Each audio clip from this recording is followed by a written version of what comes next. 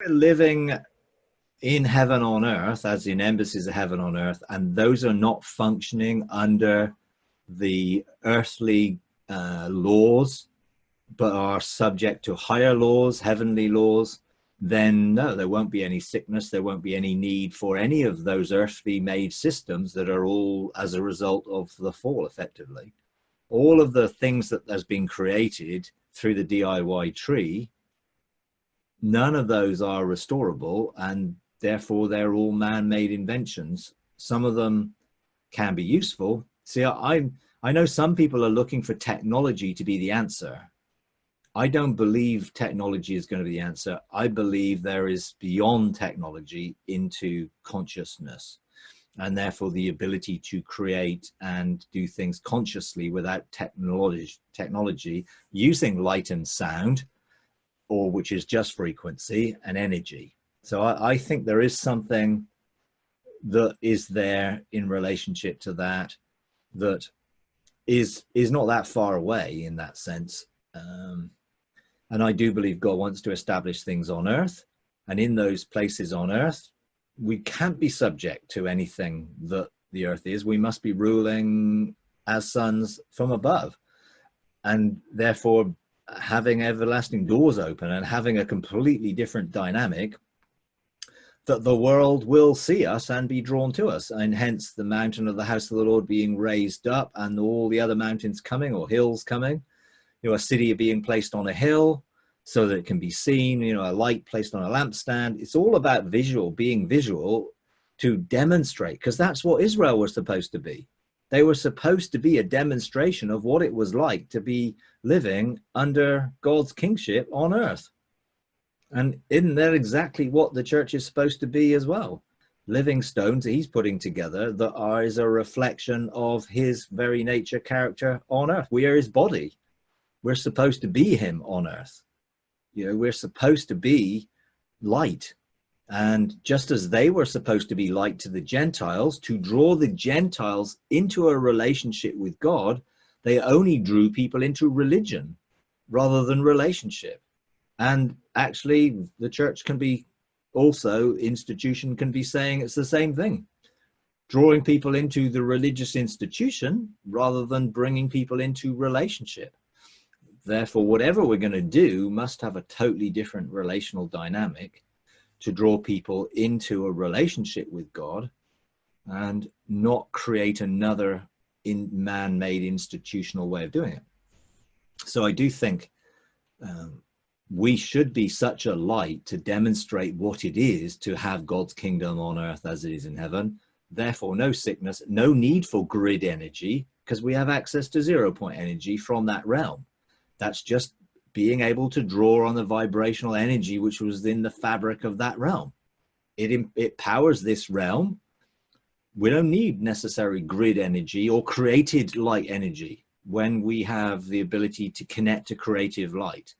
So there's a whole load more, I think, around light frequency and what that will mean for us functioning on earth as it is in heaven. And I remember not that long ago, a few weeks ago, I was talking to God, and the Father sort of said to me, about embassies and about creativeness and about, my consciousness and that stuff.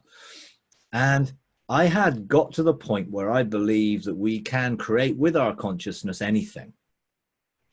But I was still thinking technology-wise. So I was thinking, okay, we're in an embassy of heaven. We're living in full health, and the world is basically dying because of some disease or whatever. Where are people going to come? They're going to come to us because we have the answers. We are the light in their darkness. We have the answers that are going to bring them into a relationship with God, but also into the fullness of health. So they're going to come. So let's say there's, I don't know, a few hundred of us gathered together, living in this paradise restored, and 1,000 of them turn up at our doorstep saying, we want in. So I got to the point of saying, okay, well, come back in 2 years' time and we'll build some houses for you. No, that's not going to work because they may be dead in 2 years' time. So, hey, let's build some houses by choosing to consciously see the manifestation of the photons come together to form that, because everything that is seen has come from that which isn't seen, without having to get bricks and mortar, put together and build them in the normal way. We can create them. But then God was sort of saying to me, well, what was it like in the garden? What was it like before, when creation was in harmony with Adam and Eve? Did they have houses in the garden? Did they need houses in the garden? Was there any need for weather things because weather was perfect? There was no cold, there was no draft, there was none of that stuff, which all came as a result of the fall. So why do we think about needing houses? Should we not be thinking about living in a different dimensional way? Why should we need sleep? Is sleep a result of the fall? Did Adam and Eve sleep? God put him into a sleep. There was no indication that he'd slept. So, you know, this was a broadening of my whole thinking around what would it be like to live in heaven on earth, and extend that garden to fill the earth. Would we need all of the man-made constructs that we have to live in and to help us? When we can be translated, we don't need planes. If we can be translated and transported, relocated, all of the things indicated there, you know, it's like, let's open up our minds and not be limited by, oh, we got to do things this way, with that limited knowledge, which has come through the knowledge of the tree of good and evil. Even though, yes, mankind's technological advances are pretty amazing, and in the last obviously 20 years that's accelerated from the previous 80 years, and then before that accelerated in the previous 300 years within a short period of time.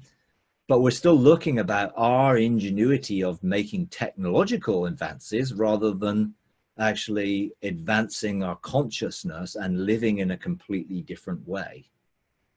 So it was an interesting conversation, and I think God was trying to just challenge me to take the limitations of my thinking off, so that I wasn't thinking of using my consciousness to do what we presently do, but actually there is way beyond what we presently do, or a restored back to what is possible or what was possible. So I think there's a lot to think about there. It does require some maturity. It requires a lot of deconstruction. So we're not thinking in the old, construct of our minds. But most of it comes out of desire. I desire to be and fulfill my destiny and be a son, to be creative and be creating. And I am way more creative than I used to be in terms of the way I think and the way I function. And I'm looking for creativity birthed in my spirit in relationship to the heart of God, rather than trying to come up with a solution using my own understanding. It does require purity as well, yeah.